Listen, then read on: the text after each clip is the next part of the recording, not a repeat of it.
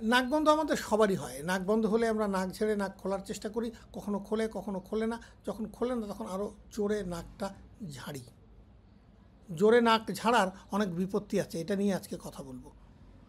নাক সর্দি বন্ধ হলে বা নাক বন্ধ হলে এক অস্বস্তিকর অবস্থা, প্রত্যেকটা শ্বাসের সাথে শ্বাস যেন ভিতরে যাচ্ছে না, নাক বন্ধ হয়ে আছে। কখনো কখনো নাকের ময়লাগুলো পিছনে শক্ত হয়ে জমে থাকলে করে বের করে একটা টানার প্রবৃত্তি হয়, কিন্তু পারা যায় না, না পারলে কিন্তু খুব ভালো লাগে না। আচ্ছা, একটা কাজ করি, ধরে নিই এই মুহূর্তে নাক সবারই বন্ধ আছে, আমরা নাক দুটোকে আঙ্গুল দিয়ে চাপ দিয়ে ঝাড়ি দিব এবং ফিল করব কান এবং মুখের মধ্যে কীরকম অনুভূতি হয়। দিলাম, আমার কান দুটোতে তালা লেগে গেছে। আপনাদের কি হয়েছে? নাকের ভিতর প্রেশার বেড়ে গিয়ে নাক এবং কানের মধ্যে একটা কানেক্টিং টিউব আছে যাকে বলে ইউস্টাশিয়ান টিউব।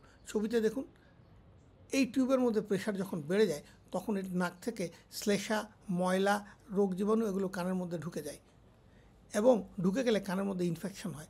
এই ছবিটাতে দেখুন, যে কানে একটা কানে ইনফেকশন হয়েছে ইউস্টাশিয়ান টিউবের ভিতর দিয়ে শ্লেষা এবং ময়লা গিয়ে, আরেকটা কান যেখানে ইউস্টাশিয়ান টিউবের মধ্যে দিয়ে কিছু যায়নি সেখানে ইনফেকশন হয়নি।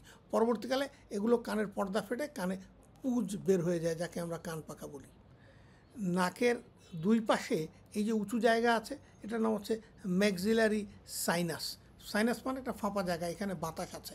এই বাতাসটা নাকের সাথে একটা ছিদ্র দিয়ে সংযুক্ত আছে।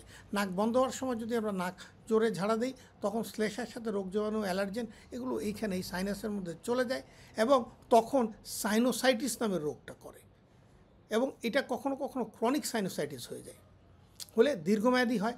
সাইনোসাইটিস ভালো হয় না। লোকজন বলে ডাক্তার সাহেব সাইনাস তো ভালো হচ্ছে না, তার একটা কারণ কিন্তু এইটা। আর কখনো কখনো দেখবেন আপনি যখন নাক ঝাড়ছেন তখন নাকের সাথে রক্ত বেরিয়ে যাচ্ছে, কারণ নাকের মধ্যে পাতলা রক্তনালী আছে, এগুলো ফেটে রক্ত বেরিয়ে যায়। বিশেষ করে যাদের অনেক বেশি অ্যালার্জিক রাইনাইটিস থাকে, অনেক বেশি সর্দি হয়, আর যারা রক্ত পাতলা করার ঔষধ অর্থাৎ অ্যাসপিরিন বা ক্লোপিডাগ্রল জাতীয় ঔষধ খান তাদের ক্ষেত্রে এটা হতে পারে। কখনো কখনো নাক জোরে ঝাড়ি দিলে এই যে ছবি দেখুন কি হয়। এই ভদ্রমহিলার চোখটা ফুলে গেছে এবং মাত্র 38 বছর বয়স, কারণ তিনি অনেক জোরে নাক ঝেড়েছিলেন বলে চোখের পাশে নাক থেকে গিয়ে বাতাস ঢুকে গেছে। কিভাবে ঢুকেছে? চোখের নিচের হাড়টা ফেটে গিয়ে এদিক দিয়ে বাতাস চলে গেছে।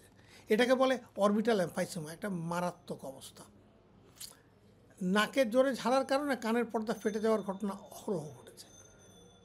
তাহলে আমরা কি করব? নাক কি ঝাড়বো না বা পরিষ্কার করব না?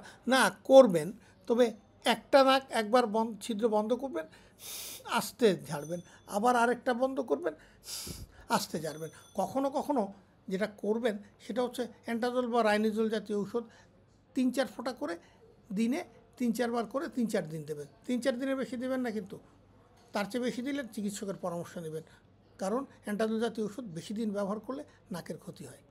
এছাড়া একটা সহজ পদ্ধতি আছে যেটা নিরাপদ, সেটা হচ্ছে স্যালাইন পানি দিয়ে নাক পরিষ্কার করা। গতকাল আমার চেম্বারে এক রুগী এসেছিলেন তার 8-10 বছরের ছেলেকে নিয়ে। তাকে আমি স্যালাইন পানি দেওয়ার এই পদ্ধতি শিখিয়ে দেওয়ায় উনি বললেন যে ডাক্তার সাহেব আমার বাচ্চার নাক বন্ধ হয় না, রাতে ঘুমাতে পারে, এখন সর্দিও অনেক কমে গেছে। এইরকম একটা ভিডিও বানান না আপনি।